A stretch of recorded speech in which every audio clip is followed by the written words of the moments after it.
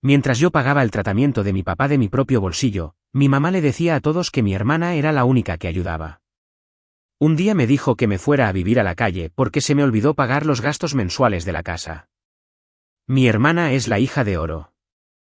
Yo soy el fracasado. Siempre ha sido así. No importa lo que hagamos en realidad. Mi papá trabajó 40 años como tornero. Llegaba a casa con virutas de metal en las botas todas las noches. Cuando le dije que me dedicaba a la consultoría de ciberseguridad, me dijo, eso es bueno, hijo. Nunca entendió de tecnología, pero confiaba en mí. Con mi mamá, la historia era otra. Yo encontraba capturas de pantalla en su teléfono de grupos de apoyo, mensajes sobre hijos adultos difíciles, publicaciones en Facebook sobre el sacrificio familiar. Si las cosas salían mal, me echaba la culpa a mí y luego publicaba sobre lo difícil que era todo para ella. Brenda es higienista dental. Mi mamá publica sobre su independencia. Yo dirijo una empresa de ciberseguridad con ingresos reales.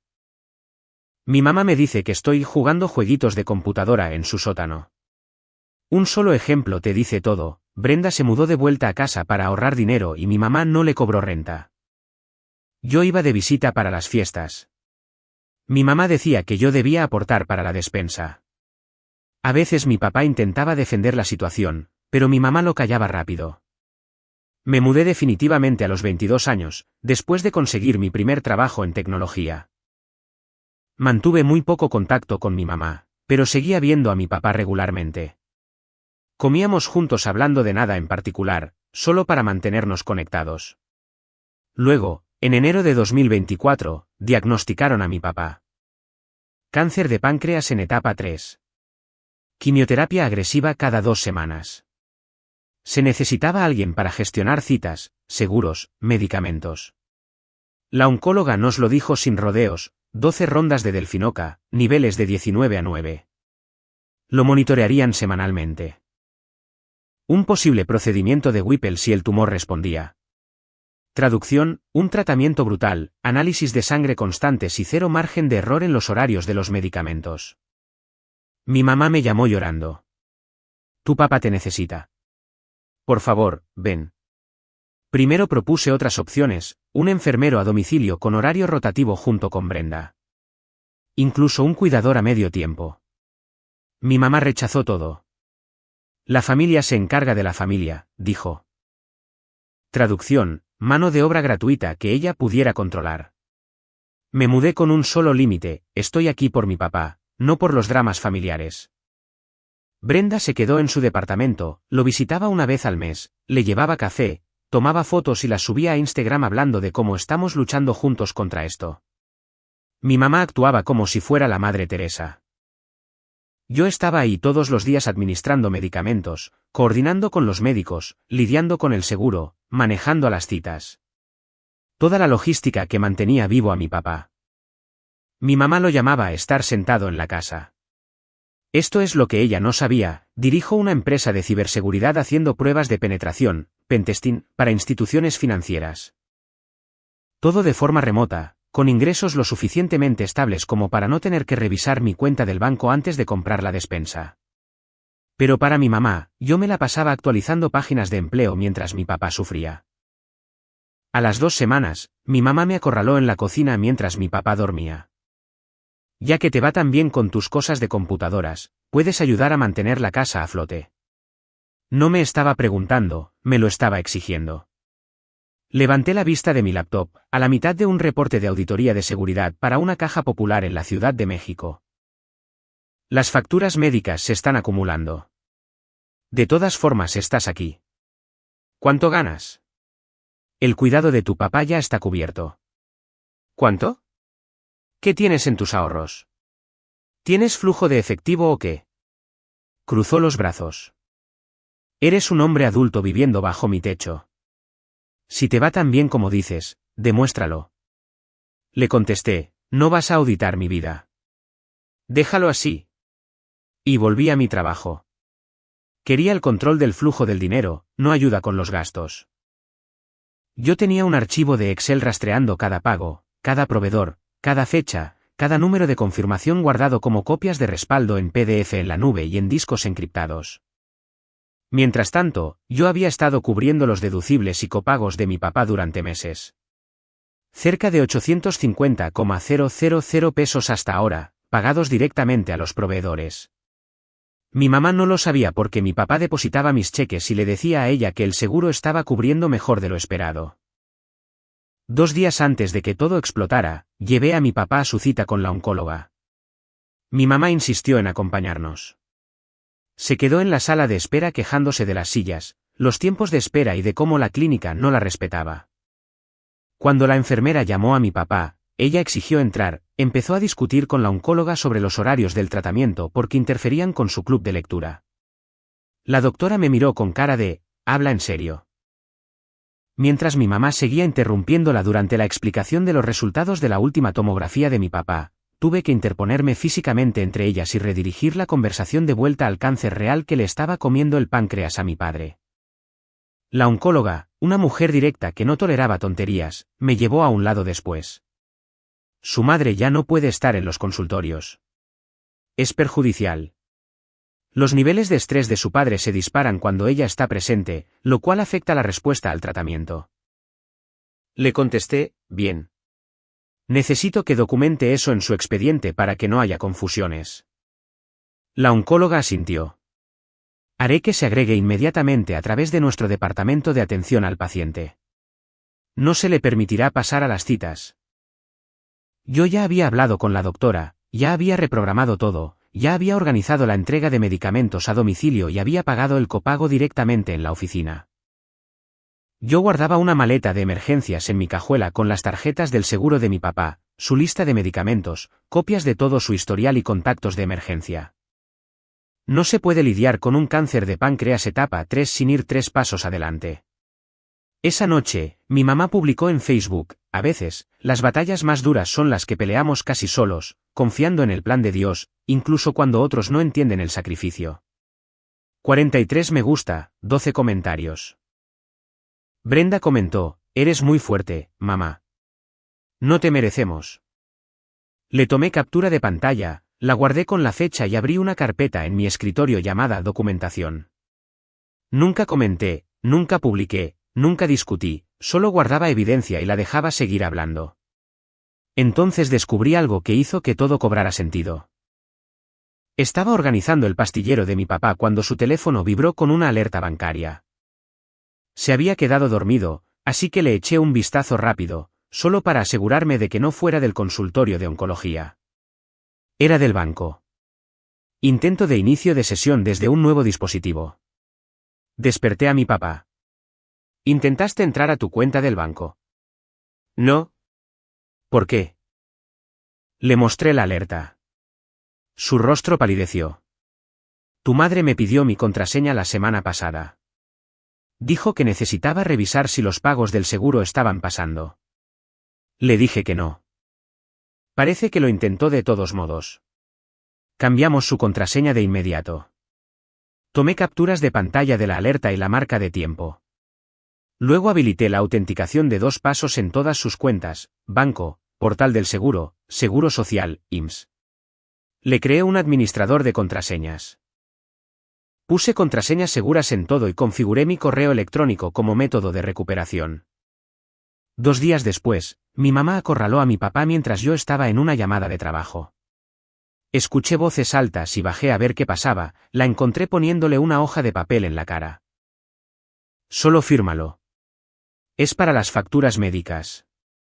Necesito autorización para hablar con el departamento de cobranza. Le quité el papel de la mano. No era una autorización de cobranza. Era un poder notarial. Financiero, amplio, permanente. El documento ya estaba lleno. El nombre de mi papá, su dirección, su número de seguro social ya estaban escritos. Solo necesitaba su firma en la parte inferior. Muy sutil. No va a firmar esto. Métete en tus asuntos. Ella replicó, esto es entre mi esposo y yo. Tú no eres su cuidador. Eres su carga. Miré a mi papá.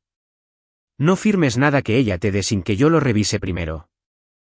La cara de mi mamá se puso morada. Lo estás envenenando en mi contra. Yo soy su esposa. Mi papá alzó la voz, suave pero firme. ¿Basta? Gerardo se está encargando. Mi mamá lo miró como si la hubiera abofeteado. Me di la vuelta y me fui, pero antes le tomé fotos al documento.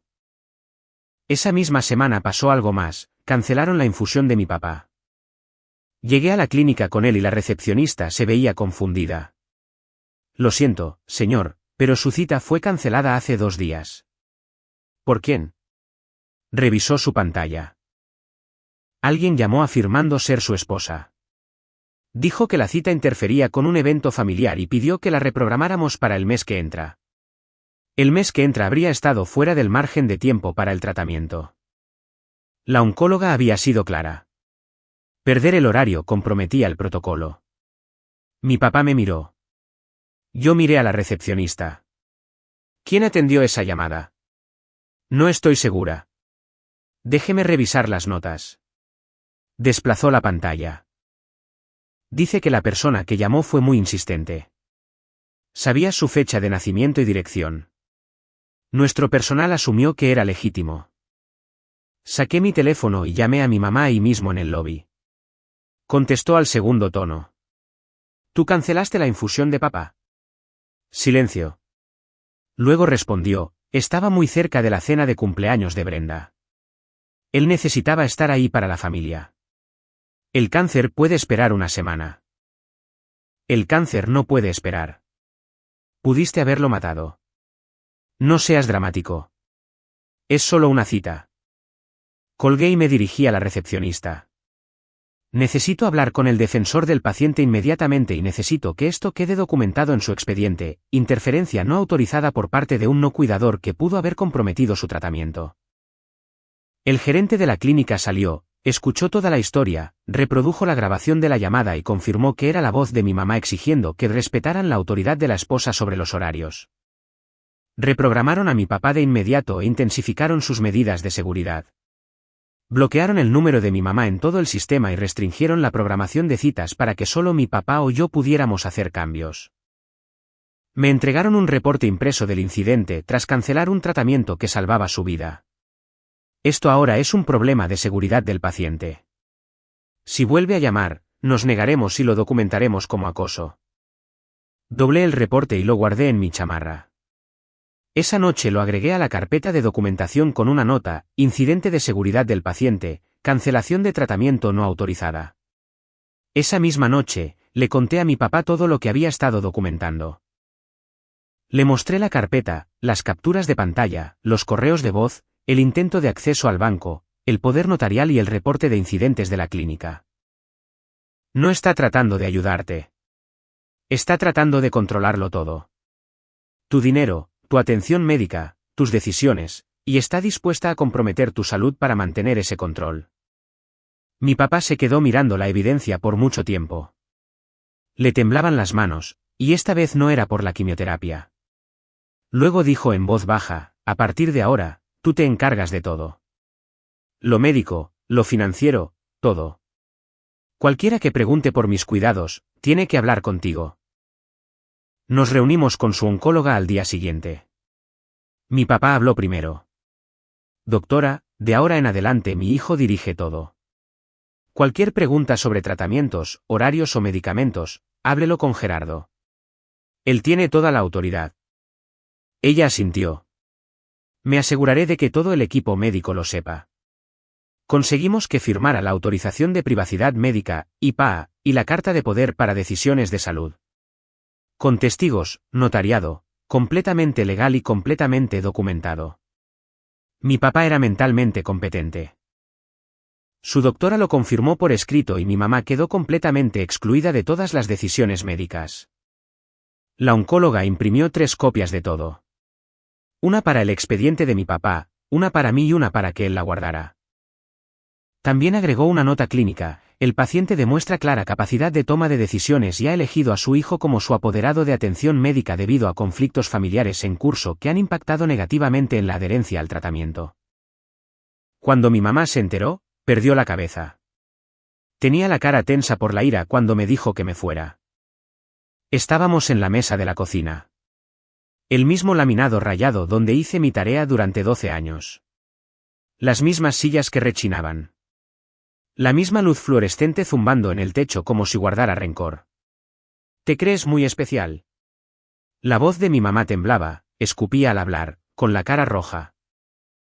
¿Crees que hacer clics en una computadora mientras tu padre sufre te hace mejor que la gente que de verdad trabaja? Le había llamado a mi trabajo jueguitos de computadora desde que tenía 19 años. Mi papá estaba sentado en silencio, viéndose muy cansado. Por favor, empezó a decir mi papá con voz débil. Calle. Estoy hablando con esta basura malagradecida. Se volvió hacia mí. Te dejé regresar. Te di un techo y ni siquiera puedes conseguir un trabajo de verdad para ayudar con los gastos médicos. Eres una vergüenza. Ya me cansé de fingir que vas a llegar a ser algo en la vida. Esto fue lo que hizo que ese momento fuera perfecto. Hacía 4 días, mi empresa había cerrado una asociación tan grande que yo ya no necesitaba checar tarjeta en ningún lado. Pero para mi mamá, seguía siendo el perdedor mantenido mientras mi papá recibía quimioterapia. ¿Tienes una semana?, continuó mi mamá. Una semana para mostrarme pruebas de empleo en un trabajo de verdad. Hablo de manufactura, almacén, algo con un reloj checador y un jefe que te pueda despedir. Algo que pague dinero de verdad para el tratamiento de tu padre. Algo con recibos de nómina que yo pueda verificar. Sentí una extraña calma, como si de pronto todo se quedara en silencio. No, no vas a recibir ningún recibo de nómina y no vas a tocar nada relacionado con sus cuidados. Si vuelves a interferir con su tratamiento, se te prohibirá la entrada a la clínica y serás denunciada. Miré a mi papá. ¿Nos vamos esta noche? Los ojos de mi mamá se abrieron de par en par. ¿Qué? ¿Empacar sus cosas? Ya terminamos aquí. No puedes solo. Papá, ¿te vienes conmigo o te quedas? El rostro de mi papá mostró alivio. Asintió. Me voy contigo. La cara de mi mamá se puso morada. No te lo vas a llevar a ninguna parte. Esta es mi casa. Él es mi esposo. Tu casa. Mi papá compró este lugar en 1998. Tu nombre no está en las escrituras. Nunca lo ha estado. Me levanté. Papá, vamos a empacar tus medicamentos primero. Todo lo demás puede esperar. Caminé hacia la puerta mientras mi mamá gritaba detrás de mí. Mocoso malagradecido. Después de todo lo que he hecho, no puedes hacer esto. Él es mi acceso a la... Se contuvo y se detuvo a mitad de la frase. Me di la vuelta. ¿Tu acceso a qué? Su rostro se quedó en blanco. Sabía que se le había escapado. A nada. ¿Sabes a qué me refería? Te estás llevando a mi esposo. Eso es secuestro. Pero ambos sabíamos lo que casi había dicho. Acceso a mi papá, a la narrativa, al control sobre sus cuidados y sus finanzas. Había construido toda su historia de víctima en torno a ser la esposa que sufría con un hijo inútil. Y si mi papá se iba conmigo voluntariamente, toda esa historia se derrumbaba. Querías que me fuera. Perfecto. Pero papá necesita atención real, no sea cual sea esa obra de teatro que estás montando en Facebook. Así que él también se va. Me tomó 40 minutos empacar todo lo que mi papá necesitaba. Los medicamentos fueron a una hielera con compresas de hielo. Cosas sensibles a la temperatura para la neuropatía. Agarré su concentrador de oxígeno, su tanque portátil, el monitor de presión arterial, el termómetro. Su historial médico lo metí en una carpeta. Su ropa en una maleta de lona. Su almohada favorita, porque las almohadas de los hospitales son horribles y dormir bien es vital cuando estás luchando contra el cáncer. Mi mamá me seguía por toda la casa, narrando mi traición, para nadie en particular.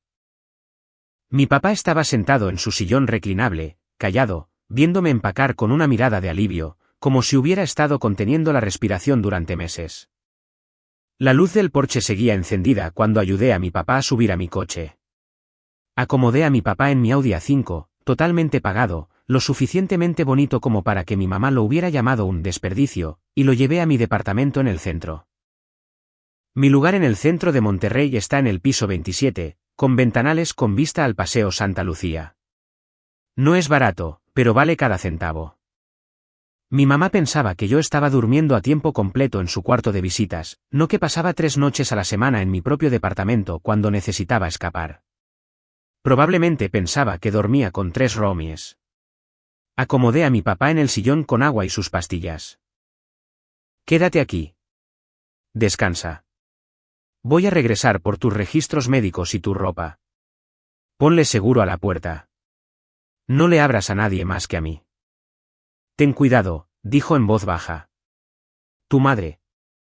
Cuando se enoja. Lo sé. Por eso estoy documentando todo. Esa noche, mi mamá llamó y no le contesté. Dejó un mensaje de voz. Gerardo, soy tu madre. Secuestraste a tu padre. Voy a llamar a la policía. Lo robaste de su propia casa. Me necesita a mí. No a un niño egoísta jugando a la casita. Tráelo de regreso inmediatamente o habrá consecuencias. Tenemos que hablar sobre el dinero y el cuidado de tu padre. Ya hay que pagar la cuenta del celular. De todos modos voy a cancelar tu línea. Perfecto. Amenazando con llamar a la policía cuando mi papá se fue por voluntad propia, exigiendo que hablemos de dinero como si ella tuviera algún derecho a decidir. Inmediatamente transferí mi número a una cuenta corporativa a nombre de Sistemas Apex SADCB como gasto de negocios. Hecho en 5 minutos. Al día siguiente, mi hermana Brenda me mandó un mensaje: Gerardo, mi mamá me ha estado llamando sin parar, llorando. ¿Qué demonios hiciste? Me llevé a papá a mi casa. Me corrió y él decidió venir conmigo. No puedes simplemente llevártelo. Necesita a su esposa. No a su hijo perdedor que ni siquiera pudo mantener un trabajo de verdad. Interesante perspectiva de alguien que lo visita una vez al mes. Captura de pantalla y guardado. A la mañana siguiente, recibí una llamada del consultorio de oncología de mi papá. La enfermera se escuchaba estresada. Señor, su madre llamó 3 veces esta mañana exigiendo saber dónde está su padre. Está amenazando con reportarnos por abandono de paciente. Necesitamos aclarar la situación. Él está conmigo. Es su propio paciente y me eligió como su cuidador. Tengo su autorización médica. Ella no tiene ninguna autoridad legal sobre sus decisiones médicas. Lo entendemos. Solo queríamos dejar esto documentado claramente. Su madre fue muy agresiva por teléfono. Dijo que nos demandaría por dejar que se lo robara. También exigió que le dijéramos cuánto ha pagado usted por su atención médica. Obviamente no podemos revelar eso. Documenten todo lo que diga. Cada amenaza, cada acusación. Estoy armando un expediente sobre su interferencia con su atención médica. Ya está hecho. La trabajadora social la reportó hace semanas. Esta última llamada pidiendo detalles financieros cuando no tiene autorización. Es un comportamiento preocupante. Bien. ¿Pueden bloquear por completo el acceso a su información? Ninguna actualización para nadie que no seamos mi papá o yo directamente. Ya está hecho. Entre el bloqueo de citas y esto, cualquier llamada de ella será rechazada de inmediato. El hospital estaba armando su propio archivo sobre el comportamiento de mi mamá. Eso era importante. Durante las siguientes 2 semanas, mi mamá lanzó una campaña completa de relaciones públicas. Publicaciones de mártir en Facebook sobre pelear esta batalla sola y los hijos que traicionan a sus padres moribundos por dinero. Sus amigos de la iglesia en los comentarios exigían que me arrestaran por secuestro. Hubo 4 llamadas más al consultorio de oncología exigiendo actualizaciones a las que no tenía derecho. Y 7 mensajes de voz cada vez más desquiciados. No respondí ni una sola vez, solo tomé capturas de pantalla de todo, lo guardé todo y dejé que siguiera hablando. Luego cruzó la línea de lo molesto a lo procesable. Recibí un correo electrónico en mi dirección de trabajo, mi correo de negocios que no era público en ningún lado. Asunto: preocupación profesional. A quien corresponda, le escribo para informarle que Gerardo, quien afirma trabajar para su empresa, ha secuestrado a su padre moribundo y lo mantiene retenido en contra de su voluntad. Como su madre. Sentí que debían conocer la catadura moral de la persona que representa a su organización. Este hombre es mentalmente inestable y peligroso. Por favor, contáctenme inmediatamente para hablar de este grave asunto. De alguna manera había encontrado mi correo corporativo y trató de sabotear mi empresa. Se lo reenvía a mi abogado con una sola línea: agrega esto al expediente. Mi abogado, a quien mantengo contratado desde que inicié la empresa, respondió: esto es difamación procesable, interferencia con relaciones comerciales, acoso. Estoy redactando una orden de cese y desistimiento. La orden de cese y desistimiento se envió esa misma tarde por correo certificado. Membrete profesional, lenguaje amenazante sobre consecuencias legales. Todo el paquete. Me costó 7,000 pesos, pero valió cada centavo para ver su firma en el acuse de recibo. Mi mamá no solo publicó en internet. Realmente llamó a la policía. Recibí un golpe en mi puerta 4 días después de llevarme a mi papá. Eran 2 policías que se veían incómodos. Señor, recibimos una llamada sobre una posible situación de adulto mayor vulnerable. Su madre afirma que sacó a su padre de la casa sin su consentimiento. Abrí más la puerta. Adelante. Mi padre está aquí. Él mismo puede decirles que decidió irse. Mi papá estaba en el sillón con su tanque de oxígeno. Levantó la vista cuando entraron los oficiales. El policía mayor hizo un rápido escrutinio visual. Equipo de oxígeno, medicamentos organizados en la mesa auxiliar. Mi papá alerta y orientado. Oficial, dijo mi papá claramente. Me fui por mi propia voluntad. Mi esposa echó a mi hijo, quien estaba administrando mis cuidados de cáncer. Elegí venir con él. Aquí es donde quiero estar. El oficial mayor asintió. Señor, ¿está siendo presionado o retenido en contra de su voluntad? Absolutamente no. Me están cuidando adecuadamente por primera vez en meses. Mi esposa estaba interfiriendo con mi tratamiento médico. Estaba generando un estrés que me enfermaba más. Me fui para recibir la atención adecuada. Me señaló.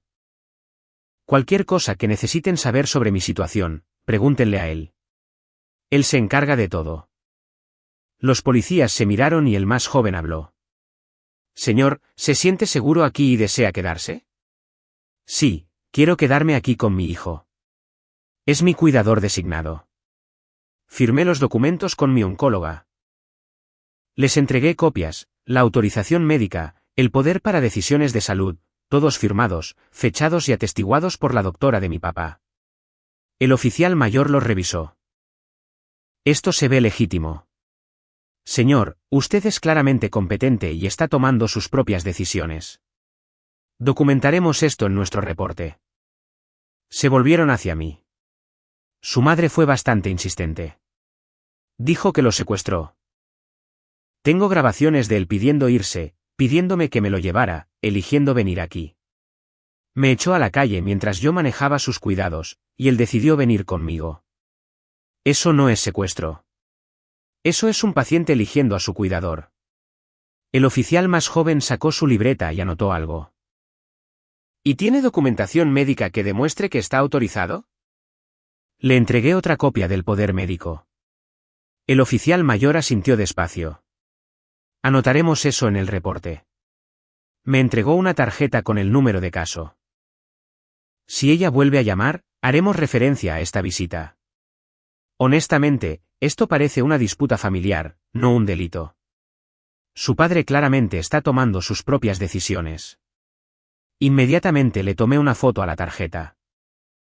Número de expediente, fecha visible, sellado, información de los oficiales documentada. Cuando se fueron, llamé a mi abogado. Quiero solicitar una orden de restricción. Me está acosando, interfiriendo con los cuidados médicos de mi papá y haciendo denuncias policiales falsas. Quiero que esto quede documentado y que se detenga.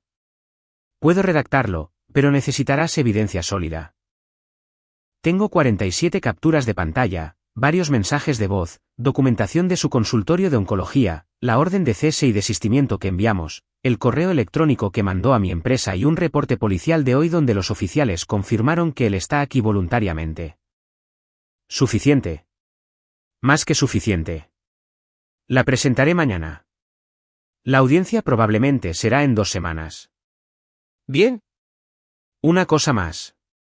Haz que tu padre comparezca o presente una declaración por escrito.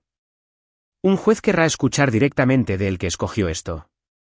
¿Hecho? Él estará ahí. Mi tía me mandó un mensaje de texto. Gerardo, tu mamá le está diciendo a todos que secuestraste a tu papá. ¿Qué demonios está pasando? Solo estamos escuchando un lado de la historia. Le respondí, hay una audiencia para una orden de restricción el 12 de abril a las 2 de la tarde en la sala 4B, Juzgado de lo Familiar del Estado de Nuevo León. Es registro público.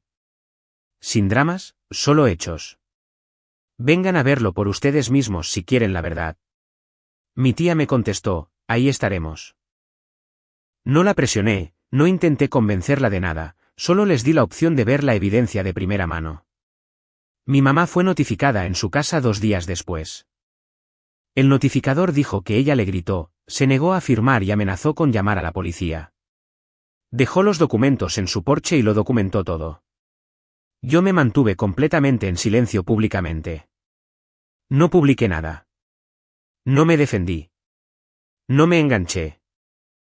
Podría haber destruido su historia con una sola publicación. Podría haber mostrado las pruebas, los mensajes de voz, los reportes de la clínica. Hacerla quedar como exactamente lo que era. Pero no lo hice. Dejé que construyera el caso en su contra sola, mientras yo organizaba las pruebas. En esa época, la renta de Brenda subió de 21,000 a 32,000 pesos y se mudó de regreso con mi mamá. Publicó en Instagram sobre dar un paso al frente cuando tu familia más te necesita con el hashtag La familia es primero, y luego me mandó un mensaje de texto en privado quejándose de que ya no le alcanzaba para pagar su departamento. Tomé captura tanto de su narrativa de heroína como de su realidad de estar sin dinero, y las agregué a la carpeta de documentación. Mientras tanto, mi papá tenía otros planes. Lo llevé a ver a un notario, no para hacer un drama, sino para asegurar todo legalmente mientras él todavía tuviera energía. Pasamos 2 horas en esa oficina revisando documentos. Mi papá actualizó su testamento, me nombró albacea, cambió todos sus beneficiarios en las cuentas y pólizas de seguro. Hicimos un poder notarial financiero amplio, un testamento vital, directrices médicas anticipadas, todo el paquete completo. Luego vino el tema de la propiedad. Mi papá sacó las escrituras de la casa, solo estaba a su nombre, igual que desde 1998. Mi mamá había vivido allí más de 20 años, actuando como si fuera la dueña. Pero el papel no miente. Quiero a Gerardo en las escrituras conmigo, dijo mi papá. Si algo pasa, se queda con él, y quiero que él maneje las decisiones sobre la propiedad desde ahora. El abogado redactó los documentos. Mi papá me agregó a las escrituras como copropietario con derechos de supervivencia. Lo firmamos, lo notaríamos y lo inscribimos en el registro público esa misma tarde. ¿Listo? Ahora yo tenía autoridad legal para tomar decisiones sobre la propiedad. Mi mamá y Brenda no tenían idea. Mi papá se veía exhausto pero aliviado cuando nos fuimos. Ya está hecho. Ahora ella no puede tocar nada.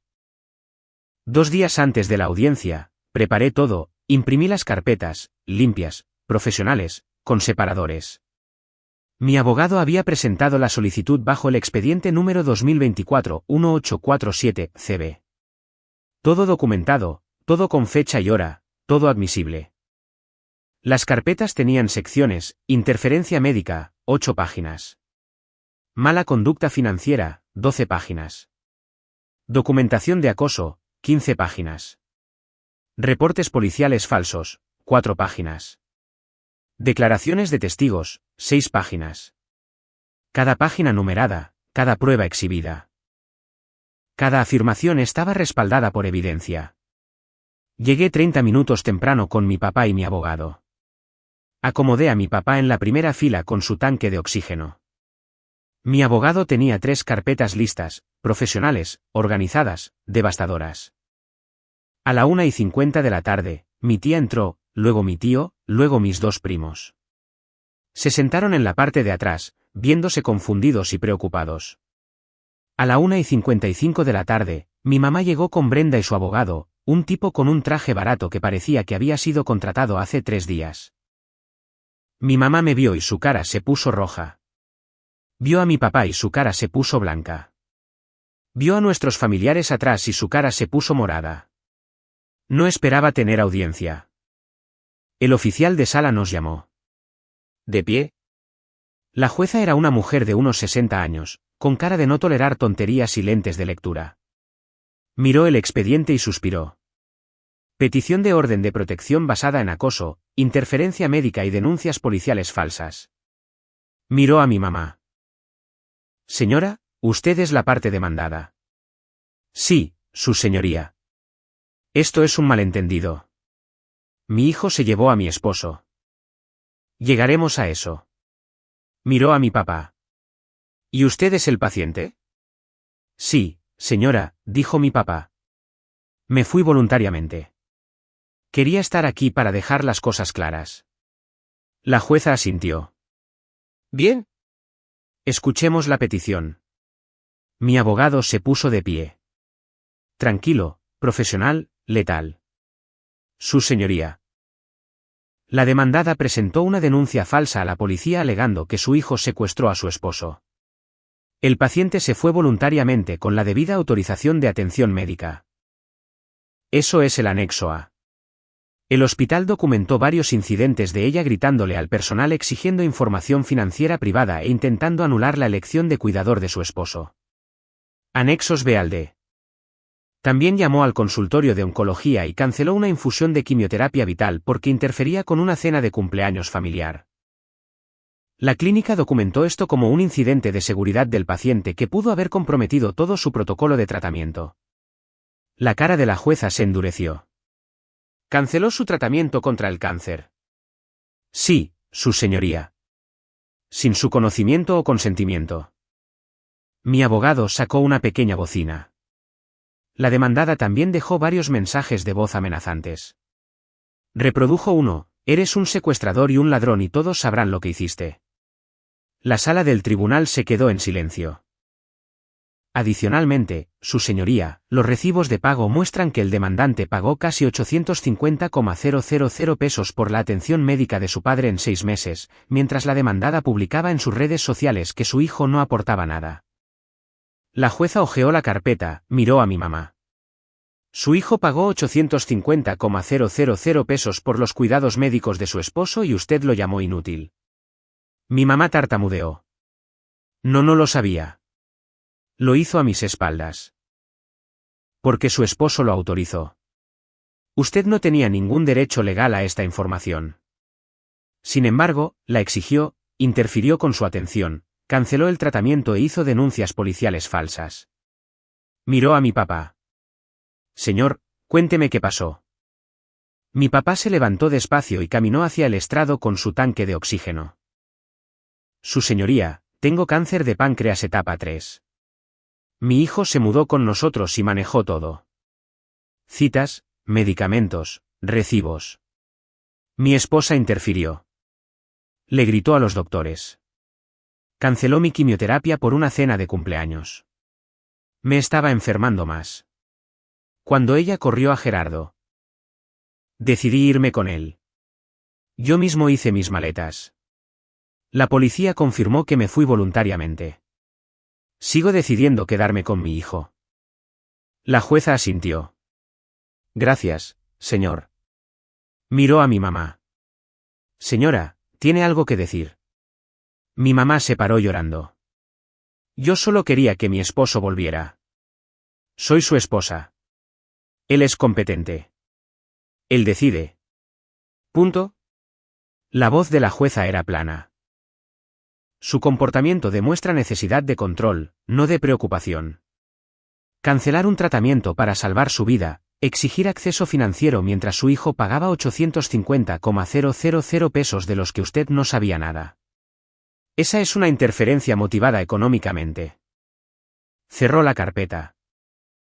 Basado en la evidencia, denuncia policial falsa, interferencia médica, mensajes de voz de acoso, y el correo electrónico difamatorio a su empleador.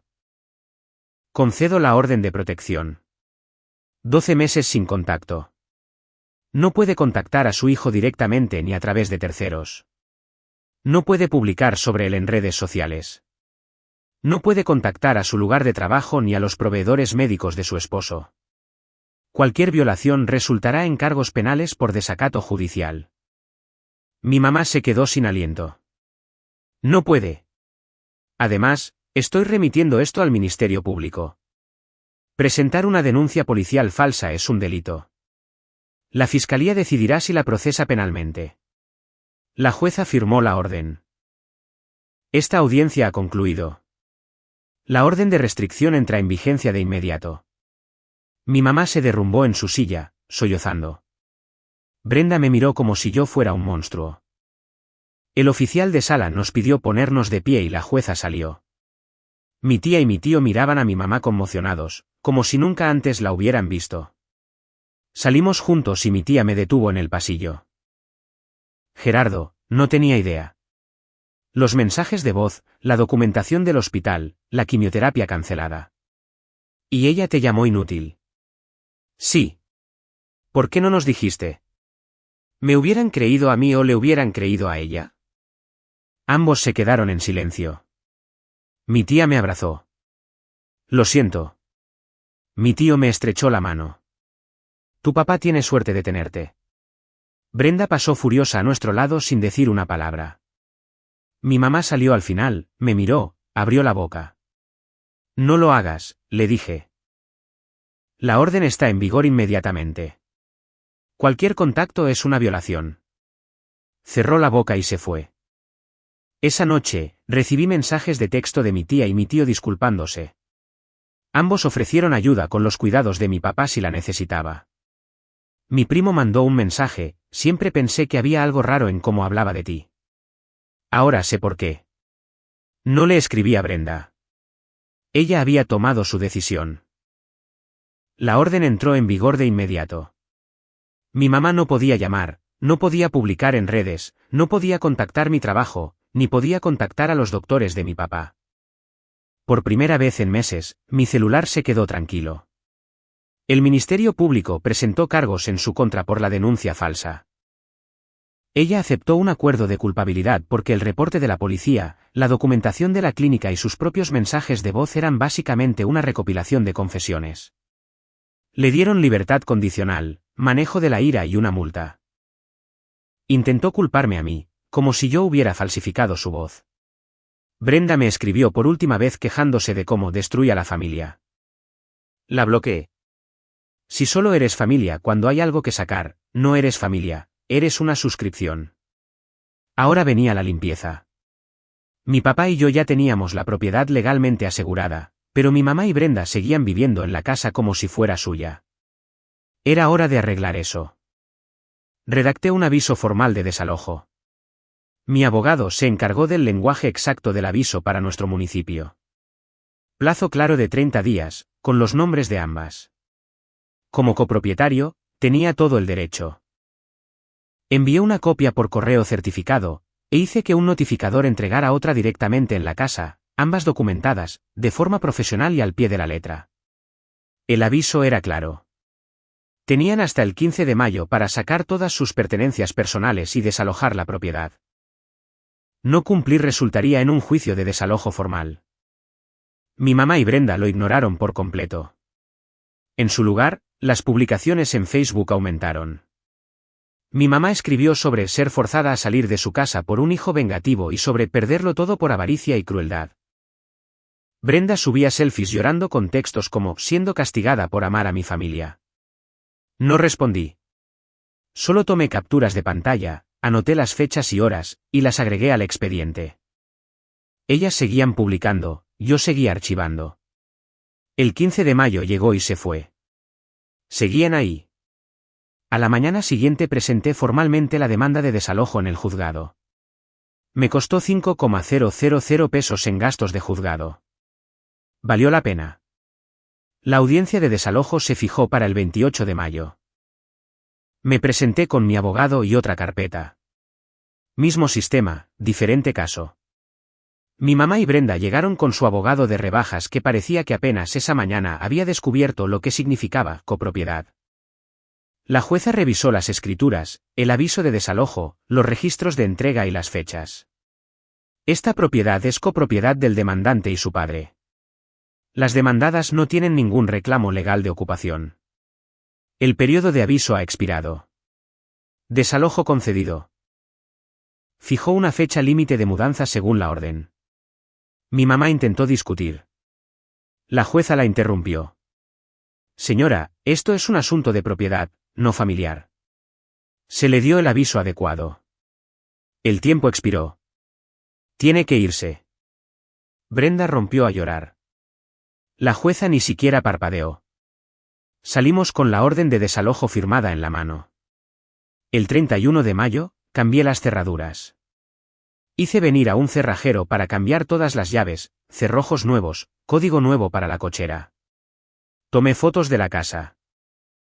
Estaba vacía ahora, excepto por los muebles que pertenecían a mi papá. Se habían ido en algún momento de la noche. No dejaron ni una nota. Solo desaparecieron como cucarachas cuando prendes la luz.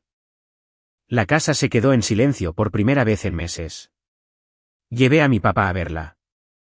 Caminó lentamente por el interior, tocando las paredes como si la viera por primera vez. Vuelve a ser mía, dijo en voz baja. Solo mía. Tuya y mía, lo corregí. Pero sí. Se acabó el caos. Nos sentamos en su viejo sillón reclinable en la sala un buen rato, sin decir mucho. Luego, 3 días después, la primera grieta en su historia apareció en mi puerta. Le estaba preparando el desayuno a mi papá cuando sonó el timbre. Revisé la cámara, Brenda parada en la entrada viéndose como si no hubiera dormido en una semana. Abrí la puerta, pero no la invité a pasar. ¿Qué quieres? Gerardo, por favor. Somos familia. No puedes solo. No puedo no.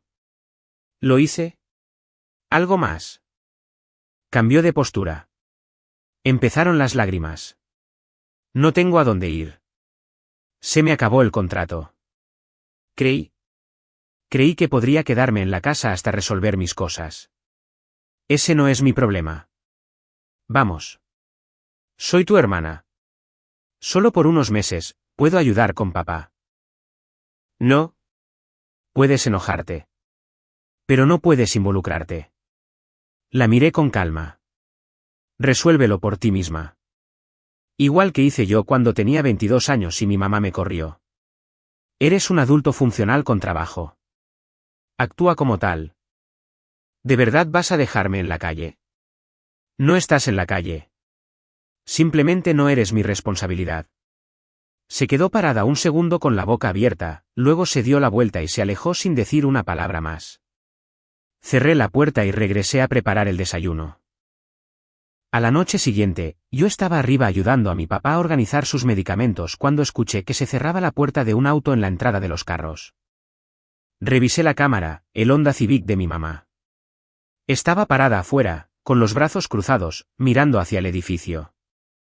Sabía que la orden de restricción significaba que no podía contactarme directamente, así que se quedó ahí parada, esperando que el solo hecho de su presencia me hiciera bajar.